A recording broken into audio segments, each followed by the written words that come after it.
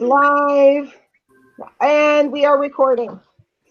Welcome everyone to the Board of Education meeting. We will start with the Pledge of Allegiance. If you will all join me, Dr. Giarrizzo has a flag at his screen. If you'll join me there. I pledge allegiance to the flag of the United States of America and to the republic for which it stands, one nation, under God, indivisible, with liberty and justice for all. Thank you all so much for joining us.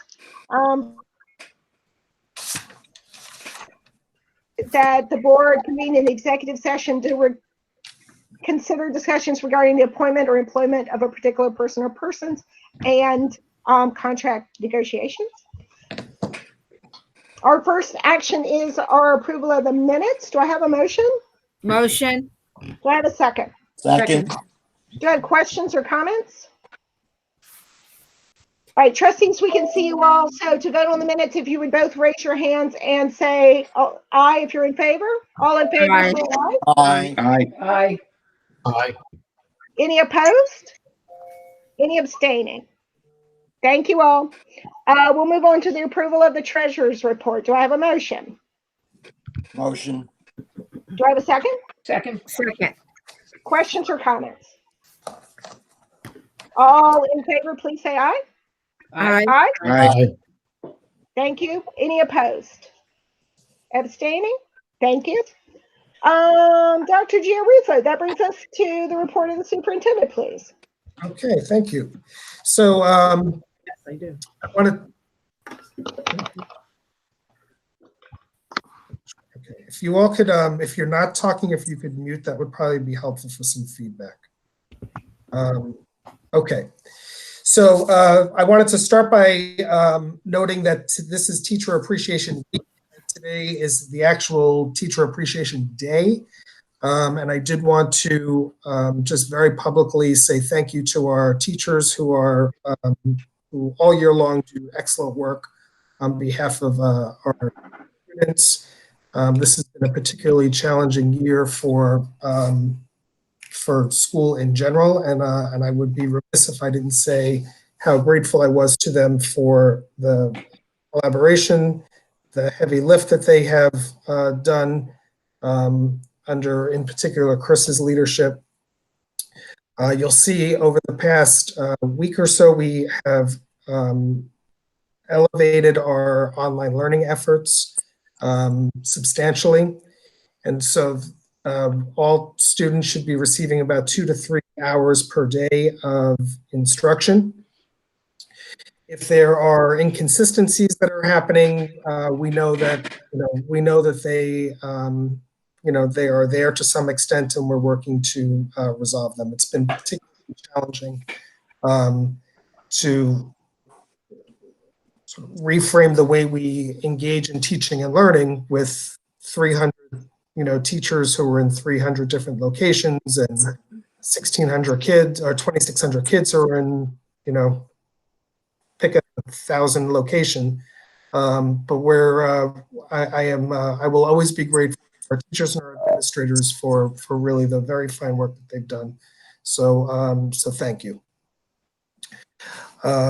Second to that, speaking of students, we have 133 kindergartners registered. The number is growing as we speak, and our registrar is at the central office regularly accepting new registrants and processing kindergarten students remotely and new students remotely. We are in the process of recruiting, as you know, we talked about this the last time, a new high school principal. So the ad was in the board has seen the advertisement, but it was posted in the New York Times over the weekend. As of a day or so ago, we had a little over 30 applications.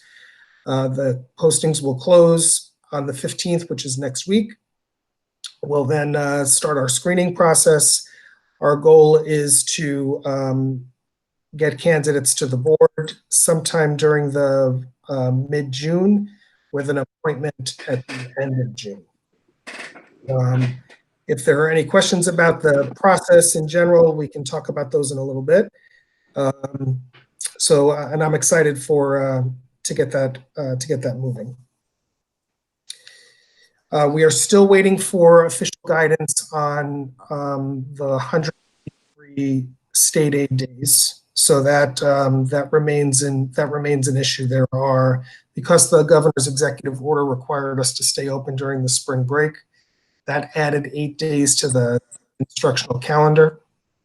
And so we're waiting to see how that will be mitigated, because at the end of it, we'll have about 191 days that the teachers will have worked. So we're assuming that will be mitigated for, and then we'll have a new closure date, but we don't know what that is yet. We're waiting for guidance from all of it. End of year activities are being planned as we speak. Mr. Cousins sent out a very detailed email to the high school faculty, high school parents about a week or so ago, outlining all the various and sundry ways that we'll be doing yearbook signings remotely and moving update remotely, complete with a tapping ceremony that's going to be done remotely. We're working on having the juniors and seniors sing to one another. We're working on having that come together remotely, and we are working on a graduation exercise that is very much in the preliminary stages, but we're really hopeful to be able to have that be outside, on site, in a socially distanced way. But we are working through the vettings of the various agencies to make sure that that what we are thinking we can do could actually be done and be permissible. All of our staffing and recruitment is underway. We have quite a number of positions that we are recruiting for.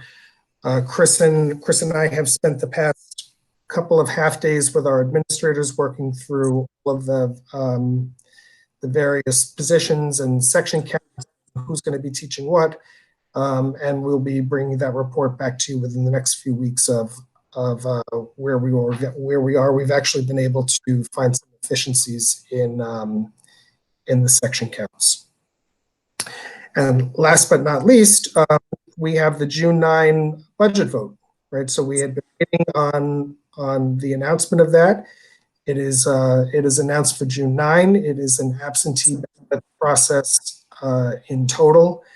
And I know she's likely listening and watching, but I do want to thank Betty Campy and Shelley Newman and the business office for making sure that all of our I's are dotted, our T's are crossed. You'll see the legal notice tonight. This is moving very, very fast with a lot of details in a way that we have never run a district election.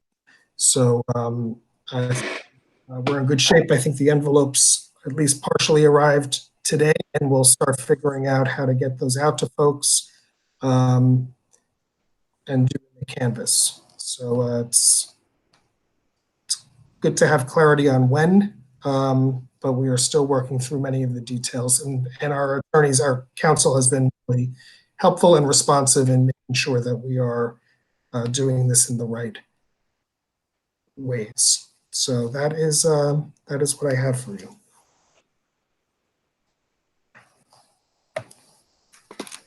Thank you. I really appreciate that. And I appreciate your pointing out that that is a hugely heavy lift on the election.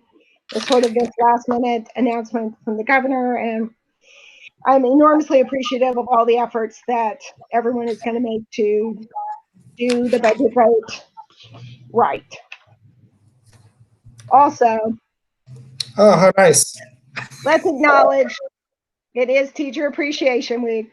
And tremendously, and it's specifically Teacher Appreciation Day. This is probably reading backwards the way I did it. But you know, here in my home office, what I can pull together. So thank you for 7 weeks of brave new world of teaching. That's lovely. Thank you. All right. That brings us on to regular business. Our first action is personnel. Do I have a motion? Motion. Do I have a second? Second. Do we have any questions or comments? All right, all in favor say aye, please. Aye. Aye. Any nays? Abstentions? Thank you. Action B is the resolution approving the property tax report card that we will file with the state. Do I have a motion? Motion. That was the second. Thank you. Questions or comments? All in favor say aye, please. Aye. Aye. Aye. Nays or abstentions? Action item C is the approval of budget transfers. Do I have a motion? Motion. And there was a second. Questions or comments, please? All in favor say aye. Aye. Aye. Nays? Abstentions? Thank you. Action item D is the approval of the agreement between North Shore and Savin Engineers. Do I have a motion? Motion. Motion. Do I have a second? Wait, that was a second. Sorry, there was that. Questions? I have a question. Please. Just want to confirm the cafeteria duct work is going to facilitate the future full installation of the AC there. Just refresh my memory of where the funding for the AC will be. That's in the capital reserve. Okay, very good. Thank you. Other You're questions? welcome. All right. I think we're ready for the vote. All in favor say aye. Aye. Aye. Aye. Nays? Abstentions? Thank you, trustees. Action item E, excuse me, please. I apologize. Approval of a resolution authorizing participation in cooperative bids for 2021. This is the bid for air filters, etc. It goes on for about a page. Is there a motion? Motion. Second? Thank you. Any questions or comments? All in favor say aye. Aye. Aye. Aye. Nays?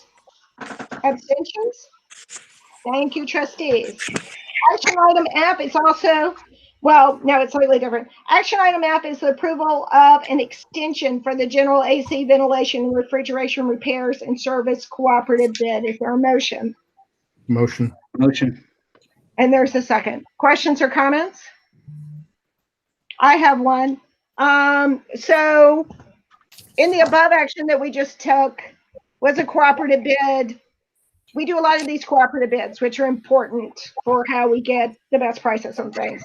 And different districts are the lead district on different bids. So some other district apparently did the bidding on the air filters, et cetera, that we just approved. I think action item F is one of these cooperative bids, and I could be, if I'm mistaken, please let me know. Is the cooperative bid where we're the lead. And in our backup, it said we had a recommendation to extend it for a year rather than going back out to bid again, which I'm concerned about for a number of reasons. It seems like you should go out to bid, particularly if you're responsible to not just yourselves necessarily, but to other districts. I'm not sure why we wouldn't go out to bid again. There's no reason to believe prices would be rising. Generally, I don't think that we want to lock this in. I have no reason to believe this isn't a lovely contractor, but if you go back to like 2018, when we did the bidding on this, we awarded it to two companies, one of which had a lower bid price than the current company. So I don't have any reason to believe this is inherently the best price, and there just wasn't any other discussion about why this just extending the contract would be in our best interest. So that is my question. Olivia? Well, John Hall and I discussed this at length this afternoon. And I think what was happening here was that I think it's the timing. Usually he would have gone, they should have done it online. And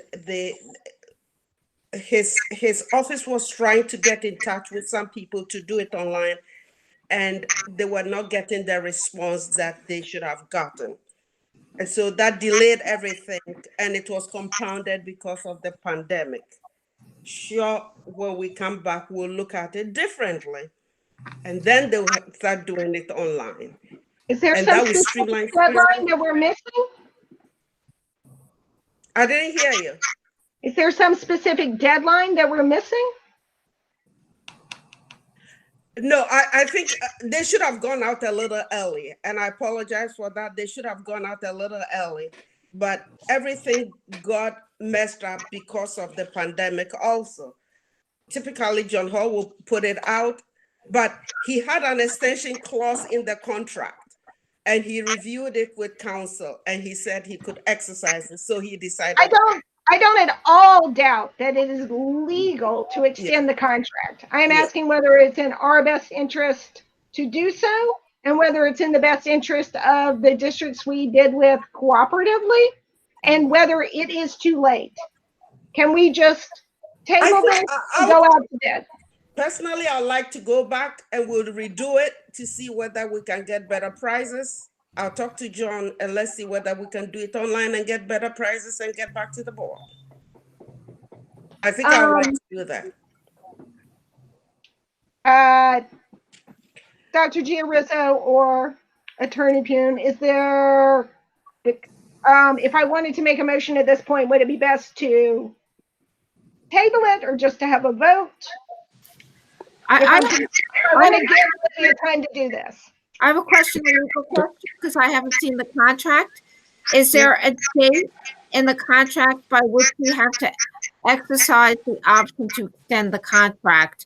And if we went out to bid, would we miss the date legally where they could potentially raise the rate on us if we don't exercise the option? I don't think so. I don't think so. Let me see if I can find a contract. That's a good question. Thank you. Law school. It pays off finally, right? After all these years. All right, I found the contract. Let me see if there's any provision in it about a deadline to extend. Hold on.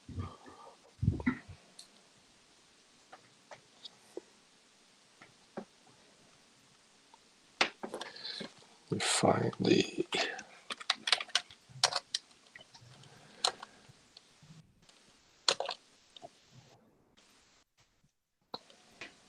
It's truly not the hourly rate that they get you on, it's the parts. They mark up the Right. parts. Honestly. I believe you have the right to extend it up to the expiration of the current contract, which is not until the end of the school year. So you could still exercise your right to extend it until June 30th. All right, so if we can exercise the right to extend it, then we can table. When's our next meeting? We can for a while though. May 28th. May 28th. Okay, so So then we'll know whether they can tell us whether they were able to get out some bids or not. And part of the problem is that not all the contractors are in their offices right now due to the pandemic. Some are because they have essential jobs. Other jobs have shut down. So there are not a lot of the contractors are working remotely. there are a Olivia? lot of challenges, but if we go ahead and get the process underway, Yeah, we got the can see what process. we Once can we are do. going to do it online, it will be a little more streamlined. So that would, I'll follow through with John. all right. Olivia, can you don't just have to do it online. You can do it the way you've always done it. Mhm. But online. You can do it the way you have always done it. You just have to live stream it. The governor's order, executive order says all you have to do is live stream when you open the bid so people can see the fair process. Okay. Yeah. The So only Olivia, Olivia, hold on one second. If you could, do you have a decent sense for the board? Because today was the first day I was hearing about the online bidding. do you have a good sense of how that process works? Just so the board understands that as we move forward, because if that's the way I understood, until I read, like really dug into the board, and thank you, Sarah, for sharing everything. I sort of had the understanding that you had to go online, but you really don't have to go online. You just have to have an open process and live stream it. So what is the benefit to doing it online? And maybe, James, you know this from other districts that you're working with. I don't know. And if you don't, say, I don't know. It's okay. We'll get the answer. That's fair. I know we put a client memo out. I'd have to review it. Let you know if there are any specific requirements for that.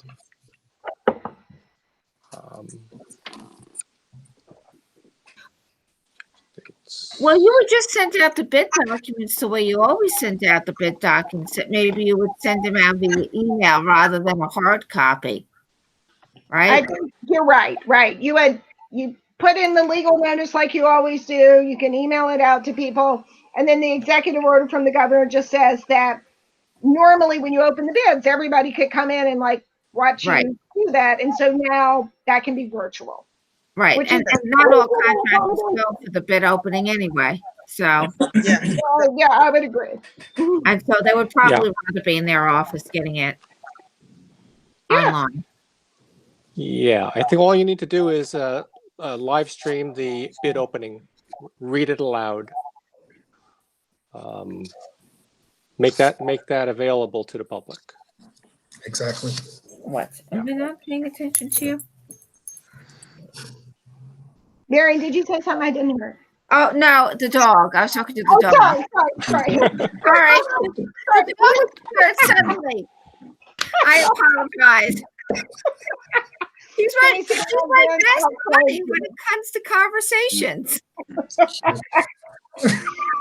Okay. So That's we should table. fantastic. This gets me back to my question. Parliamentary procedure-wise, my best option here, if I wish to propose something to the board other than just voting yes or no on this, would be table. I would say you should table it. If you vote on it and you reject it, that might be an indication that you're not going to extend. So why don't you table it until you ready to make a decision? I make a motion to table the current motion. Do I have a second? Second. Thank you. All in favor, say aye. Aye. Aye. Nays? Thank you all for entertaining my pretty arcane detailed thing there. Action item G is the approval of the agreement with ME Engineering. Do I have a motion? Motion. And I have a second. Questions or comments? All in favor say aye. Aye. Aye. Nays? Abstentions? Thank you, trustees. Action item H is the approval of a stipulation of settlement. Do I have a motion? Motion. And a second? Second. Questions? All in favor say aye. Aye. Aye. Aye. Aye. Nays? Abstentions? Thank you. Action item I is the approval of our IEPs. Do I have a motion? Motion. Yes, Second. Thank you. Questions? All in favor say aye. Aye. Aye. Aye. Nays or abstentions? Thank you. Action item J is the approval of the legal notice for the adjourned annual school district budget and election. Do I have a motion? Motion. And do I have a second? Second. Questions or comments? I have a question because Please. we had in the emails that we had back and forth about notices to the community. I know they'll get the absentee ballot, so they'll know when the election is, but we also have trustees. And from my understanding that those, if you had an interest in running for the school board, you have to have your letter of interest filed by Monday, May 11th at 5 p.m. the question I have is how are we getting the word out during the pandemic? Because not everyone is on the email in the district. Have we posted it in places that would be utilized, like Holiday Farms? Have we sent it out to the senior center?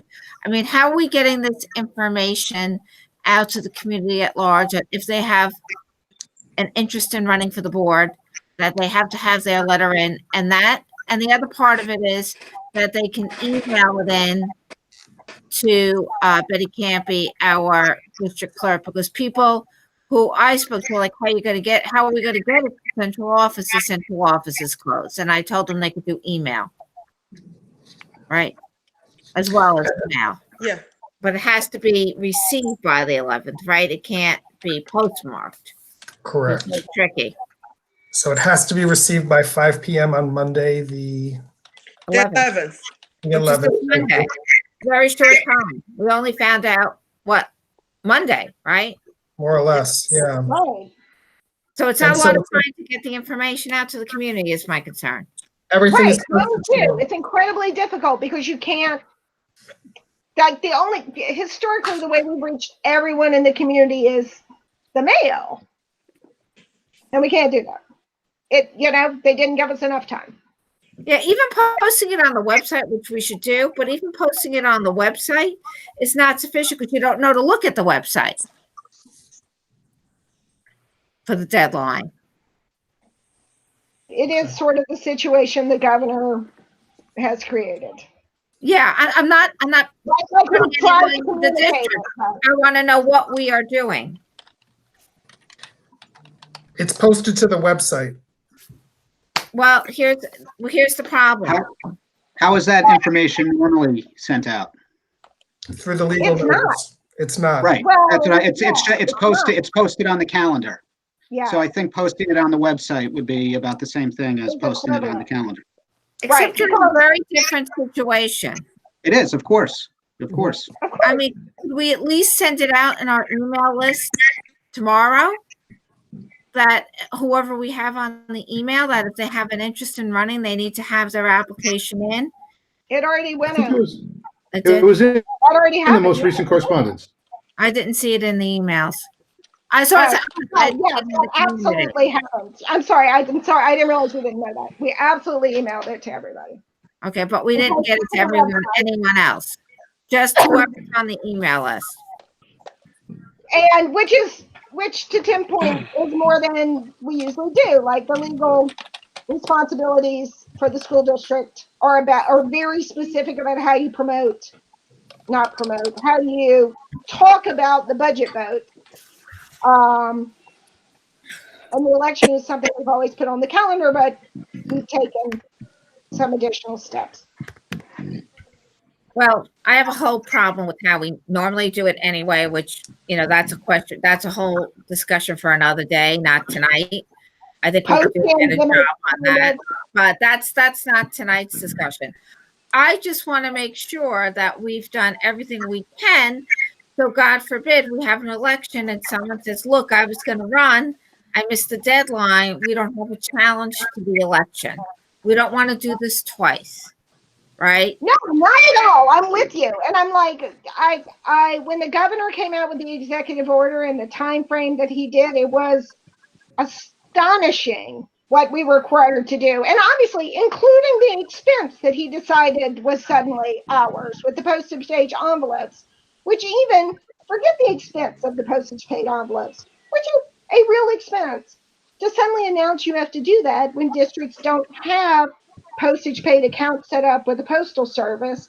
They don't have that method of payment in place. Like they literally had none of the logistics in place and were given no time at all to respond to it. It's a tremendously difficult task to have a fair budget vote under these conditions, which I think we genuinely all want to have. Right. Well, I mean, we could talk about that part of it all night. There was no reason why you couldn't do this remotely the same way you go to Costco. I mean, I'd like to talk about it all night. Is that an option? Yeah, because you could have had an election in the school what's everyone 6 feet apart with lines, just like you do when you go to Costco or to the supermarket. But that's not our decision. That decision has been made for us. Yeah. Right. I mean, honestly, I think we're tremendously lucky that we have the staff that we have that started thinking about this a couple of weeks ago. What if, and trying to put this stuff in place, so that the fact that we are even able to comply with the law at this point is tremendous. And we owe a huge debt of gratitude to the people in the district office who've been frantically trying to scheme, basically. What if this happens? How are we going to do it? Kind of thing. So that we're going to comply with the law. And that's going to be an enormous accomplishment this year. Okay, so here's the second part. Oh, I'm sorry. I didn't mean to interrupt you. I was just saying, whereas in the past we took it for granted. Of course, we're going to comply with the law, right? We're going to do everything by the book. But this year it turned out to be complying with the law was really hard, but we're still going to do it. But you were going to make another point. I'm sorry. I had another question. So these envelopes are going to go, the legal notice is going to get posted. The envelopes are going to go out and people are going to have questions about how they vote and what they have to provide. That's going to happen. So what are we doing about having people in the office answering phones and emails? Because I could just see people calling in with questions about this. Because we don't have staff in there now, and maybe we need to think about having someone in the office to answer people's questions. I got this in the mail. What do I do? Yeah, no, I think that's fair. And I don't know that they necessarily have to be in the office, but you have to have a way that if someone left a message, we make sure it's returned, right? However they send it, an email, a voicemail, whatever it is, we have to make sure we either make it live or we have a way to get back to people. And plus the proactive communication about it. But Peter, Right. I think you've been thinking about this a lot. Do you want to, I don't want to speak for you. No, it's fine. So Betty is on her email and working from home and answering email all day long and managing all this with our council. As far as the phone messages go, all of the clerical staff know how to check their messages from home, but I will also inquire with technology about how we might be able to do that better. Because right now we're still on pause, right, through the governor's order. So, he really does want everybody at home that doesn't need to be in the office. He wants them home. So if there's a way we can figure it out remotely, we certainly will. That would be great. And making sure everyone knows how to check their voicemail, and you don't want somebody to end up in a random voicemail box and no one checked it. We want to be as thorough as possible. Yeah, and about a week or so ago, about a week or so ago, we sent out a reminder through the technology office to everybody on how you check your voicemail from home. Thank you. You're welcome. Any other thoughts about how we can be responsive, communicate? But just in terms of the phone, just so if I can just be clear, when I go into the office, there are messages that Betty leaves for me. So the messages are definitely being checked. Or she'll email me as they come in. Great. I think we still need to vote on the legal notice for the election, correct? I think so. Yeah. I think James gave me a little nod. Okay. All in favor say aye. Aye. Aye. Aye. Any nays? Abstentions? Thank you. And thank you for the discussion. Action item K is the approval of the amendment to the agreement with North Shore before and after care. Do I have a motion? Motion. Second? Second. Questions? I'll just say thank you for negotiating this. I thought it made a tremendous amount of sense. All in favor say aye. Aye. Aye. Any nays? Abstentions? Thank you. Action item L is our approval of an agreement with the Center for Professional Education at TC at Columbia with regard to online learning. Do I have a motion? Motion. We have a second. Second. Okay. Questions and comments, please? I have a question. Please. So you have a certain number of sessions for the dollar amount, and you have a maximum of 10 teachers. I could see a lot of teachers wanting to subscribe to this. What do we do? Because the way I looked at it was probably a maximum of 50 teachers that could possibly do this under this contract. What happens if people oversubscribe? Chris, you wanna grab it? Yeah, there are two basic parts to the service proposal that Roberta gave us, and one is asynchronous courses, and the asynchronous courses are learning modules that she would offer can accommodate that kind of number that you're talking about, 50 to 16 or even more.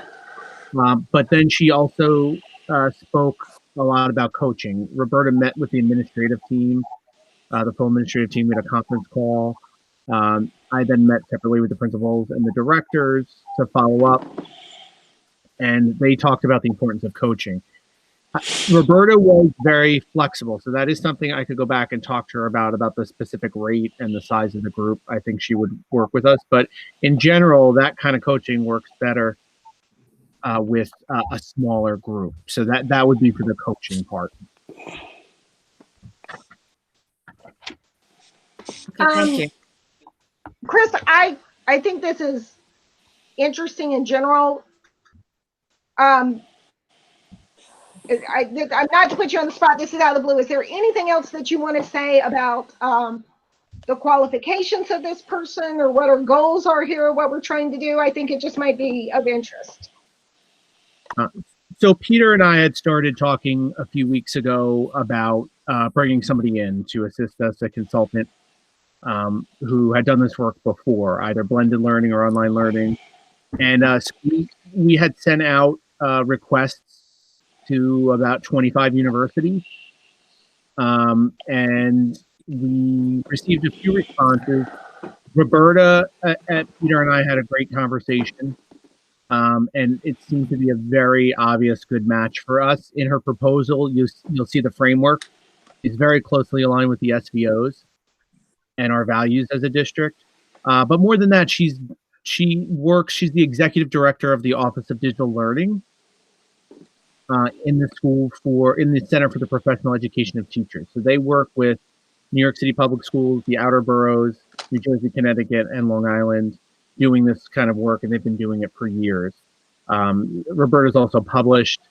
She was on New York One last week when she spoke to us. She was talking about that, and in a very humble way, that she's very active in the field, in other words. And she really, the other part was that she really listened to where we were.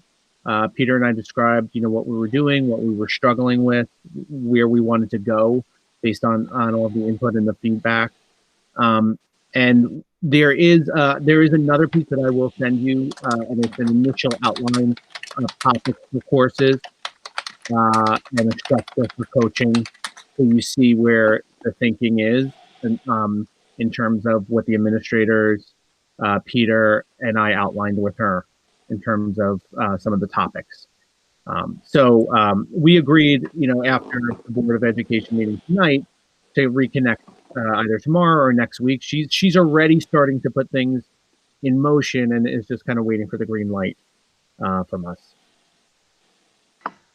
Thank you. I think it's an exciting opportunity, and I think it's,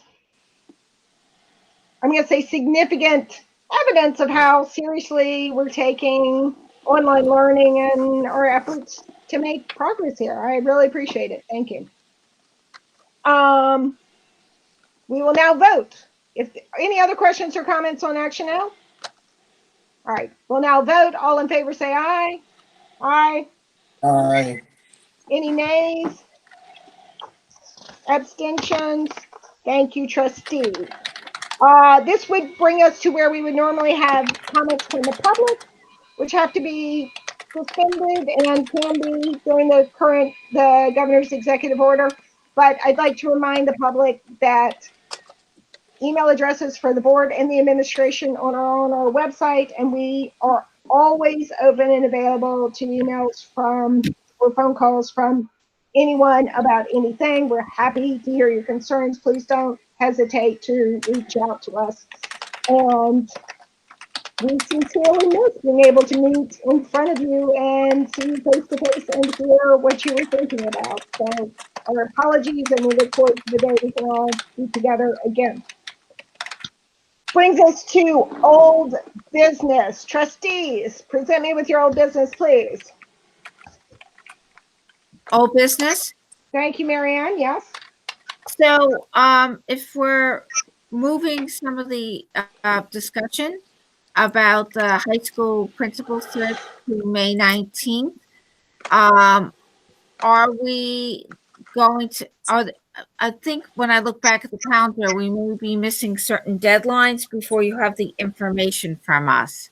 So I wanted to know, did the board want to have a discussion about the high school principal search and what the process is going to look like prior to the date of May 19th? Yes. So you are absolutely right. We should discuss now. And I'm glad you brought it up. I would do so otherwise. We should discuss now if there's anything about the process or the timing of the search itself. We should go ahead and discuss that. With regard to sort of the board's collective input on what we're looking for in a principal, we can do that on the 19th, and they won't begin the initial screening until after we've had that conversation. Right. I wasn't talking about the criteria. I was talking about process. Yes. So let's absolutely discuss the process. Anyone and everyone. Do you have something you want to? Well, I think this is a very important position. The high school is generally your flagship, and we might want to rethink the process about the board's involvement in the process prior to just meeting the finalists, whether the board has any interest in either reviewing rejected resumes or resumes that have been picked, or do you want to be at the semifinalist stage? I leave it open to other board members if they have any ideas as to how they would like to see this process change for this, the normal process change for the search. I think that's well framed. Thank you. Trustees? I mean, I agree with what Trustee Russo said. It's a huge undertaking, particularly under the circumstances we're faced with now, and it's a big move. So I think, personally, I would like to be a little bit more informed prior to being presented with finalists. I think it would be helpful for us to look at some things in advance. If we could look at some of the resumes of people that are being considered in advance. So this way, when we make our decision, we're a little bit more informed. So Rich, you're saying you want context when we get down to the final decision. Is that fair? I do. And I, again, prior to that, because from my perspective, I understand that it's not the position of the board to necessarily screen the applicants, but it is ultimately our responsibility for hiring of the person. And I think it would be prudent for us to have a little bit more insight into what's going on. Okay. Who else has a comment? Thank you, Rich. I agree with Rich on that point. As long as we're not deciding who's moving forward at an earlier point than looking at the finalists, but it does give context, I think. Okay. To that point, it's not so much context as it is I was thinking more about in terms of earlier stages, just being thoughtful about who exactly comprised the screening committee too, to make sure we had sort of a diversity of opinion at that initial stage, to make sure that we had some different viewpoints about who should move on even at that first moment. Who else has a comment? I think that ultimately we're going to be making the final decision. I think we need to be really careful about getting in too early in the process. I don't think that that's a good idea. I'd rather see two people come to us that we can make a decision about rather than our involvement earlier. I think that fudges our role a little bit. Well, we've never gotten to the point where we've had 2 or 3 finalists, or we've seen who was, or seen the resumes beforehand of who was considered. I don't know exactly what people are talking about when they want context. I mean, are you happy with just meeting the last person, which has been the traditional process? And I am concerned, Sarah, I'm glad you raised it, with the screening committees, especially in this environment. Again, it's trying to get the information out, getting people to volunteer, getting a diverse group. It's challenging getting the input from the different sectors of the community in this environment. So I think for me, I would like to see how we're recruiting how we're comprising the committees. I would probably like to see more than the finalist on this, maybe see the last 2 or 3 people, depending, maybe I'm not even hard and fast on that number, because it all depends on the pool of candidates you get. But just a little more information along the way. I've been somewhat surprised at decisions in the past where, and not necessarily with this administration only, where decisions have been made and we haven't even known that the process has, like, committees have met and interviewed candidates and the board didn't even know that. With me? I don't think so. I don't know if it was you. Well, at minimum, we're saying matter, but I'm just saying there have been times where I think the board has not been always abreast of the process being ongoing. Okay. Yes. So I think Mary, at are you looking minimum, for updates? well, right. I think at minimum we want to hear about it at every step of the way, which I don't doubt at all the superintendent intended to do, right? That at minimum he planned to be, we've had this many applications and here's where we are. Right. Am I wrong? No. Peter Giroza?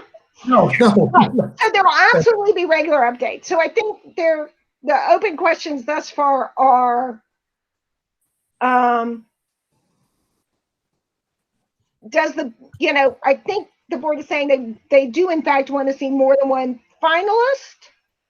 Could you all nod or yes? Definitely, yes. And whether it's, but I don't think you necessarily feel strongly whether it's 2 or 3 or whatever it is. Maybe you're open to, that depends on what the candidate pool is like. Correct. Yes? I wouldn't waste the board's time. I wouldn't waste your time. Right, whoever is really in the running.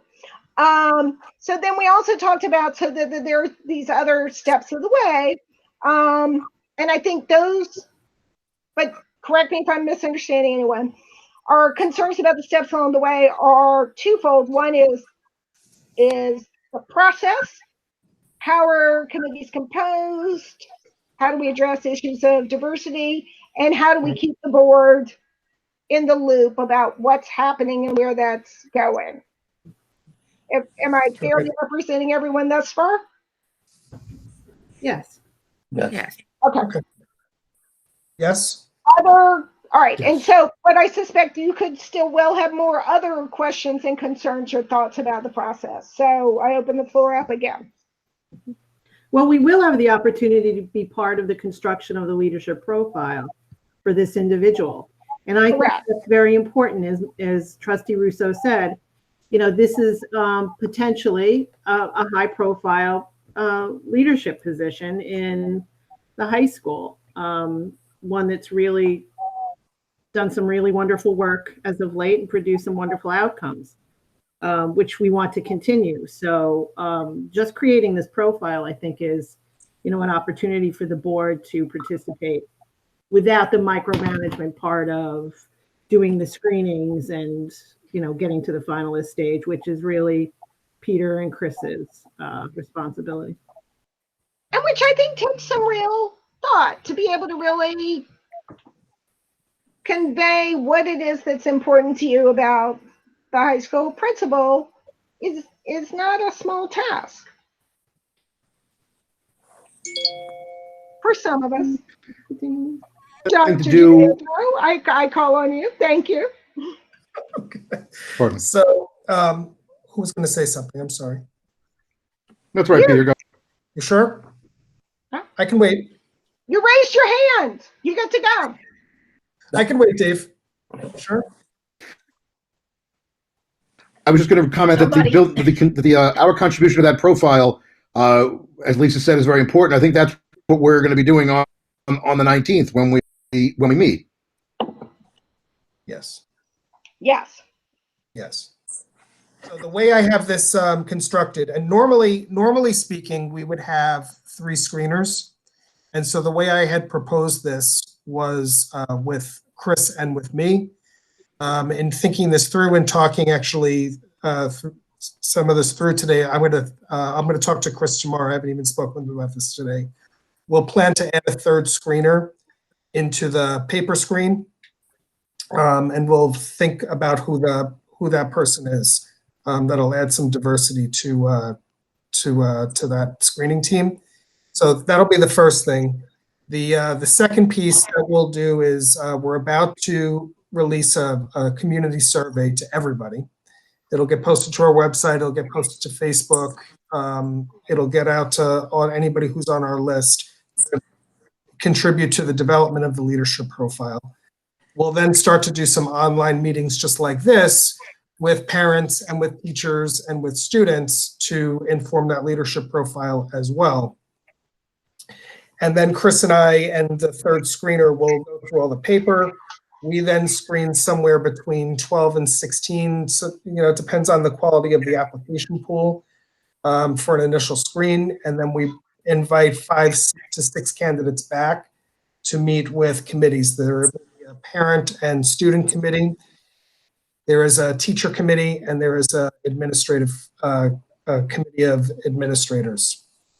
They each meet with each committee meets with the candidates separately, and then they at the end of that process they debrief with Chris and I on who their top 3 choices are normally, and then we get together on who those 3 or 4 semifinalists are.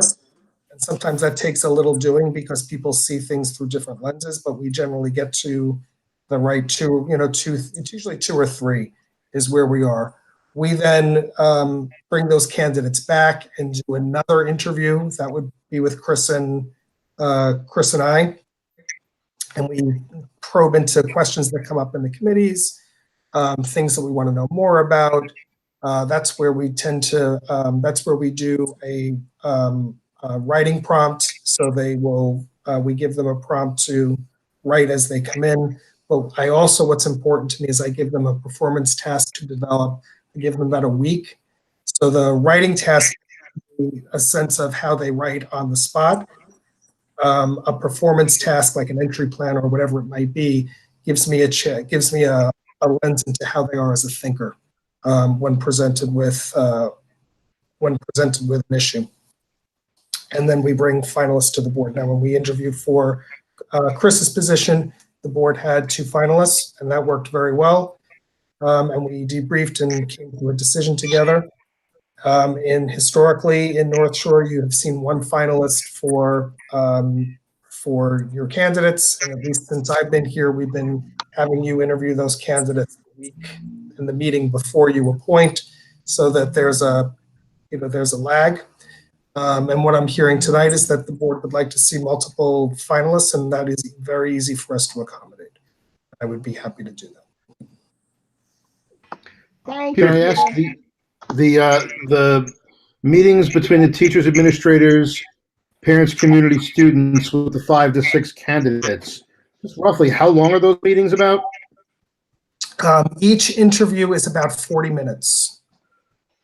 I think it would be, as the other trustees have said, not our role to be involved in those. But since everything's going to be handled electronically, I do wonder if perhaps, at least for the ones who've been presented to us as the finalists, how it would work for us to possibly view those before we met with them. If that would taint the process or if that could help the process. We take, actually, I shouldn't say we. Chris takes very, very good notes during those debriefs on each of the pros and cons and questions for each of the candidates in the debrief.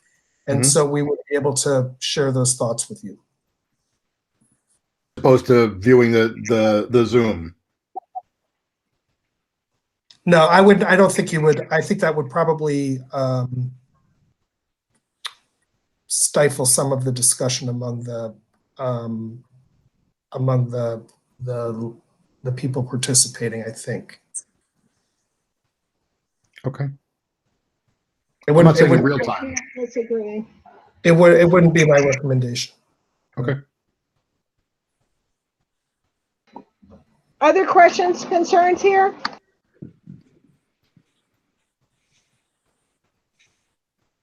All right, well, I have a good sense of what you're seeking, so thank you for the feedback. Okay, trustees, other old business.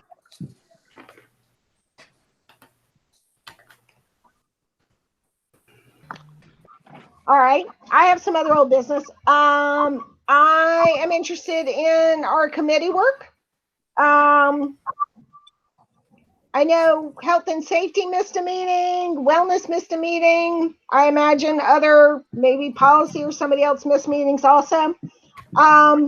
With health and safety in particular, and with wellness too, like the topics seem a little obvious that these are things that we should still be concerned about. But with health and safety specifically, we now have a recommendation from the auditors from February that we need to deal with planning for pandemics. And I think there are other examples too that are concrete or less concrete, but especially as we approach trying to figure out how we reopen schools or concerns that people have right now, we should probably have those. I'll point out we also had a tornado warning that were it not for the stay-at-home order, all of our children would have been at school at dismissal when the cell phones went off saying that you need to take cover. So there are issues. Is there any reason but I could be oblivious to some barriers. There's some barrier to just doing them virtually and trying to get things going again? Not at all. Not at all. In fact, I had thought about this morning as I was getting my day started. So I think it might be helpful just to like another way to just get everyone to adjust to kind of a new normal. Like this just might be the way now, later, come and go, and just that this is just the way we keep going. You're right. Okay. Other old business. We'll move on to new business. Is there other new business? All right, I can have some new business too. No one waved at me.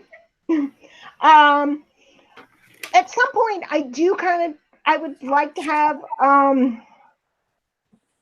conversation about, there's a lot of talk just nationally and on the state level about the slide kids might be anticipating, and we always have summer slide.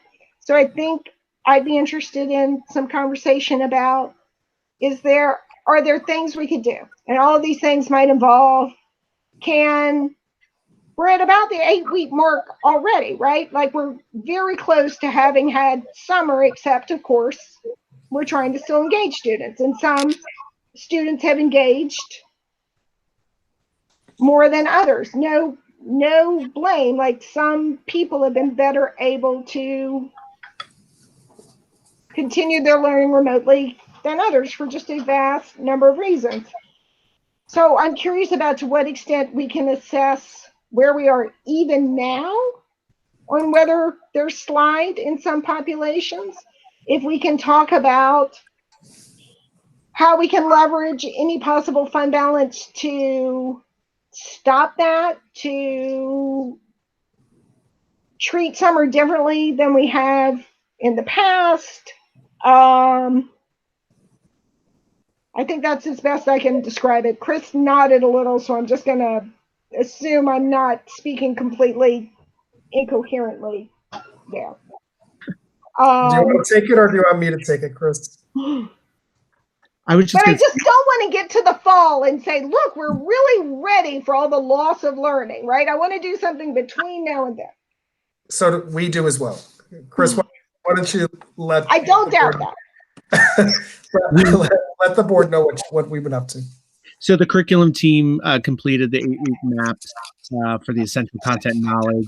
Those are posted actually on the new online learning update. But the next step is exactly what you're talking about. How do we create assessments to decipher where our students are as opposed to where they might normally be in person? And I do think there's a lot of creative work we can do with some of the new technologies and some of the possibilities online for creative engagement. Even before all this, we have been talking as a group of, as a curriculum team about how to make summer enrichment more of a possibility, not just remediation, how to make, summer slide prevention engaging and fun. So I think this now actually opens up more opportunities for that. We were notified today by BOCES that their summer school program is totally shifting online. So Dan Doherty and I were chatting about that a little bit today, and we're going to plan, have a bigger conversation about summer in line with that assessment information. That is big news. We can definitely put something more comprehensive together for the board as it starts to take some firmer shape. Mm-hmm. And then at some point we've got to look a little further out too, and I feel confident the board will want to hear, based on some of that CDC guidance that you shared with all of us, about where we are with our thinking if we have to keep kids 6 feet apart come September, what that looks like. And I think the other piece of it is clearly we have to have a plan for our schools to actually be safe to return to. And I feel confident that we'll do that and we'll follow any CDC guidance. I think the second piece of that is how we're going to convey to families that we have taken those steps. And then the third part of that is, what about the families who cannot be persuaded that it's safe? I know the 1916 polio pandemic is not a particularly current example, but the panic that created basically an enormous opt-out movement, right? So how do we do everything right? How do we convey we've done everything right? And then how do we still continue to educate everyone? Feels important to me. It is. Yeah, and I don't think that's an unrealistic sentiment. I have actually been talking to people who said they're, if we opened up school this spring, they weren't sending their kids back. But I think a lot of it will depend on what the governor orders. So, as we discussed before, it could be split sessions. It could be every other day you have kids in. Hallways, having certain hallways go one way, other hallways go the other way, if we can. maybe even tapes down the middle. I mean, it's an overwhelming task, and I think until we get more guidance from the governor, I don't know how we do that. But on the slide that you were talking about earlier, and I know you're thinking about this, Chris, I think some of our special ed teachers have been doing an amazing job with some of our, children with IEPs and reaching out to them individually.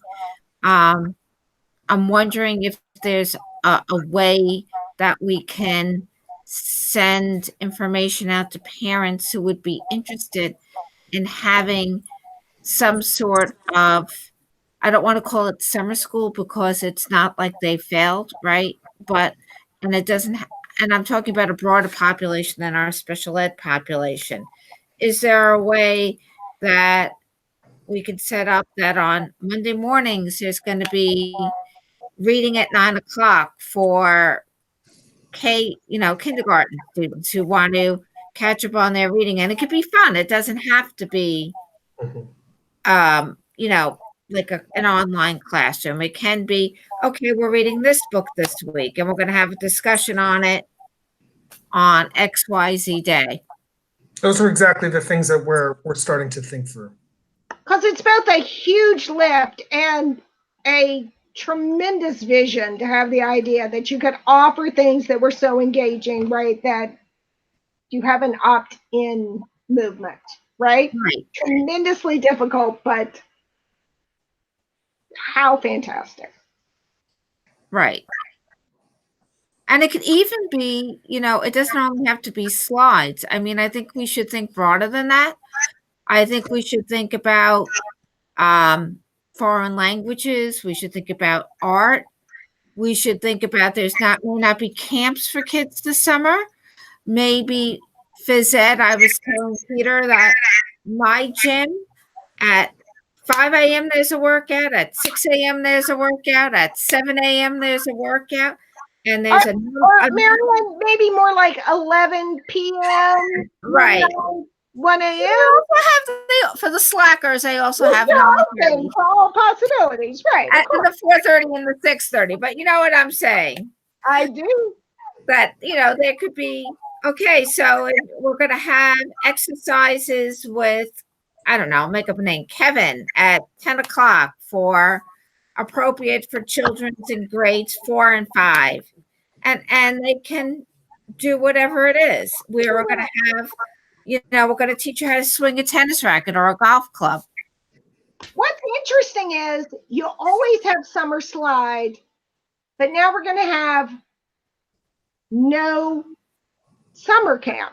Not necessarily no, but like we had summer slide even with our usual assortment of summer activities.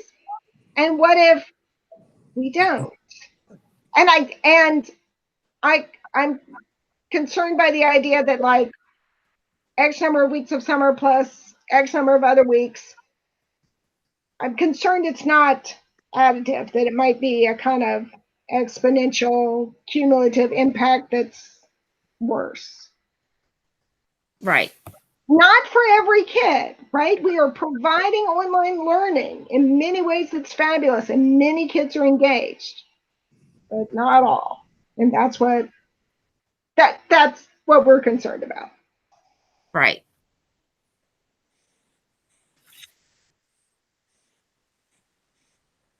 And yes, and to Marianne's point, so we've all seen CDC guidance now about what school might have to look like in the fall, and we just want to take advantage of that and trying to be thinking about it in advance, which we know you are, and we appreciate it. So we wish to acknowledge that. Other new business trustees? No one at all? I can only think of one more piece of new business. I just made this myself. Not really. Very nice, Sarah. Yeah, very nice. They are facing the right direction, and I hope they're being read because it's an important sentiment this week and today and always. thank you. It is absolutely sincere. It is hard. I mean, we all know how hard it's been to adjust our own jobs to this pandemic, and most of us are not responsible on a daily basis for standing up in front of like a classroom of children. So it's a tremendous lift, and we are tremendously appreciative of all of our teachers. It's very nice that we get this prompt that it's Teacher Appreciation Day, so that we have, the extra opportunity to say it, but it is always true. Any other business, trustees? I make a motion to adjourn. All in favor? Aye. Aye. Thank you all so much. I really appreciate your putting up with all of it. Thank you. Good night, everyone. Good night, Aye. everyone. Aye.